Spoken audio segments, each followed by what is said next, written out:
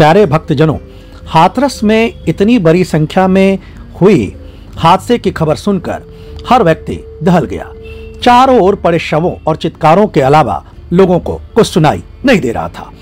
सत्संग में हुई भगदड़ के बाद अब लोगों में इस हादसे के कारण और इस सत्संग के प्रमुख प्रवचनकर्ता भोले बाबा के बारे में जानने की उत्सुकता बढ़ गई है, क्योंकि खबर यह है कि इस भगदड़ के बाद इस सत्संग के प्रमुख प्रवचनकर्ता भोले बाबा फरार हैं।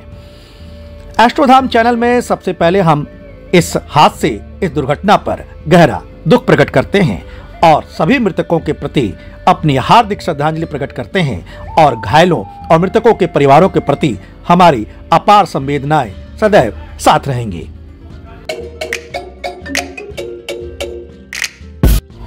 भक्तजनों, सबसे पहले आपको बता दें कि सिकंदराबाद कस्बे के एटा रोड पर स्थित गांव फुलसई में सत्संग के समय ही यह भगदड़ मचा था। भगदड़ का मुख्य कारण यह था कि मंगलवार दोपहर 12:30 बजे कथा समाप्ति के बाद भी सत्संग में आए लोगों को रोककर रखा गया था ताकि पिछले दरवाजे से भोले बाबा का काफिला निकाला जा सके। इस दौरान पंडाल में बसी गर्मी और उमस के कारण लोग बेहोश होने लगे, जिसके कारण काफी अफरा तफरी मच गई। आपको बता दें कि इस सत्संग के लिए आयोजकों ने जिला प्रशासन से लगभग 20-25 हजार की भीड़ का ही परमिशन लिया था, लेकिन इसमें लाखों की भीड़ जमा हो गई और ये भीड़ सेवादारों के हवाले थी। लेकिन इन सभी भीड़ों के लिए या श्रद्धालुओं के लिए इस उमस भरी गर्मी में कोई बेहतरीन इंतजाम नहीं किया गया था। जब भीड़ को अचानक रोका जाने लगा तो अंदर दबाव बढ़ गया। वहां एक गहरा गड्ढा था जिसमें कई लोग गिरे तो भगदड़ मच गए। इसी बीच बाबा के काफिले के निकाले जाने के बाद कहा जाता है कि कई श्रद्धालु पांव छूने के लिए उनके पीछे भागे और कई लोग गड्ढे में फिसल कर गिर गए और उसके बाद भगदड़ में दब गए, जिनके कारण कई लोगों की मौत की खबर अभी तक सामने आई है और ये संख्या 100 से कई ऊपर की ओर है। हम सर्वप्रथम सभी मृतकों के प्रति अपनी हार्दिक संवेदना प्रकट करते हैं और जब तक प्रशासन इस घटना के मुख्य कारणों को जानने की कोशिश करती है तब तक हम इस पर कुछ कहना उचित नहीं समझेंगे। लेकिन इतना तो तय है कि व्यवस्था की जाने के लिए अच्छी व्यवस्था करना बहुत जरूरी है। अब हम आपको बताते हैं कि ये भोले बाबा जिसके बारे में बात की जा रही है, आखिरकार ये प्रवचनकर्ता कौन है जो इस घटना के बाद अभी तक फरार हैं। भक्तजनों, अब हम आपको बताते हैं कि इस घटना में प्रमुख प्रवचनकर्ता भोले बाबा का असली नाम और असली काम क्या रहा था। आपको बता दें कि भोले बाबा का असली नाम सूरजपाल सिंह था और इनका जन्म उत्तर प्रदेश के पटियाली तहसील के बहादुर गांव में हुआ था। ऐसा कहा जाता है कि वे पहले आईबी में किसी पद पर कार्यरत थे और कहते हैं कि अधिसूचना इकाई के खुफिया सूचनाओं के संग्रह का जिम्मा संभालने वाले सूरजपाल सिंह का अधिसूचना विभाग की सेवा से अचानक ऐसा मोह भंग हुआ कि उन्होंने सन 1997 में सेवा से स्वैच्छिक सेवानिवृत्ति ले ली और आध्यात्मिक मार्ग पर चलने का फैसला लिया और वह सूरजपाल से भोले बाबा बन गए और उन्हें नारायण साकार हरि के नाम से भी जाना जाने लगा।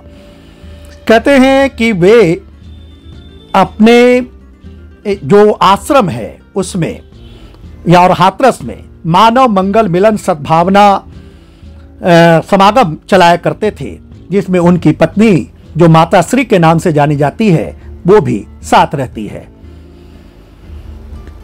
वर्ष 1999 में ही जैसा कि मैंने आपको बताया कि उन्होंने अपने घर को ही आश्रम का रूप दे दिया था और वहीं पर ही सत्संग किया करते थे। उसके बाद उनकी कोई संतान नहीं है और 1997 से उनकी जो सेवा या आध्यात्मिक यात्रा शुरू हुई, कई लोग उनके पास अपनी परेशानियां लेकर पहुंचने लगे और ऐसा कहा जाता है कि भोले बाबा द्वारा अपने हाथों के स्पर्श करने से बीमारी दूर करने का ऐसा दावा किया जाता है और सत्संग और चमत्कार के मोह में उनके अनुयायियों का कारवां बढ़ता चला गया। कहते हैं कि इस 2.5 दशक की यात्रा में हजारों लोग उनके सत्संग में पहुंचने लगे। लोग उनके चमत्कारों को देखकर लगातार उनके अनुयायी बनते चले गए। केवल पटियाली ही नहीं बल्कि कासगंज, एटा, बदायूं, फर्रुखाबाद, हाथरस, अलीगढ़ के अलावा दिल्ली, बिहार, मध्य प्रदेश, राजस्थान सहित कई राज्यों में भी भोले बाबा की धूम होने लगी और हजारों लाखों लोग देश में उनके अनुयायी बन गए।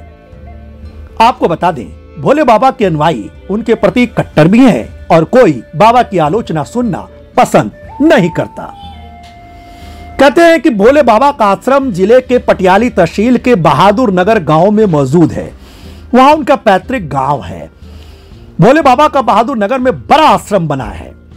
जाहिर है कि इस आश्रम के निर्माण में भी कई लाख करोड़ रुपए खर्च हुए होंगे। इस आश्रम में पहले सप्ताह के प्रत्येक मंगलवार को सत्संग होता था, लेकिन कुछ वर्ष पहले ही यह परंपरा टूटी है। लोगों का कहना है कि बाबा पिछले कई वर्षों से आश्रम में नहीं आए थे, लेकिन लोग ये भी बताते हैं बाबा आश्रम में रहे या न रहे, लेकिन उनके भक्तों के आने का सिलसिला अनवरत जारी रहता है। बाबा के भक्त श्रद्धालु मंगलवार को विशेष रूप से यहाँ पहुंचते हैं, लेकिन मंगलवार के अलावा भी आम दिनों में उनके आने का सिलसिला जारी रहता है।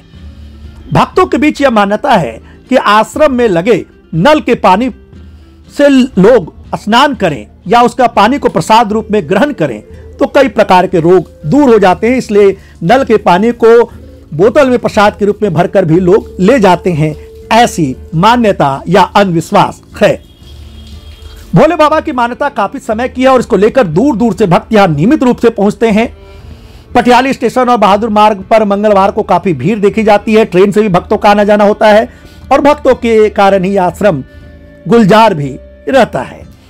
आपको बता दें कि भोले बाबा आजकल के संतों की तरह कोई भगवा या साधु वाला वस्त्र नहीं पहनते। सफेद सूट, टाई, जूते, मोजे, यहां तक कि कभी कभी कुर्ते पजामा में भी उनको देखा जाता है।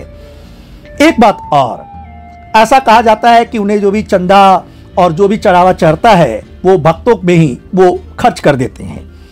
फिर भी ये प्रश्न उठता है कि उनका ये भव्य आश्रम किस प्रकार से बना।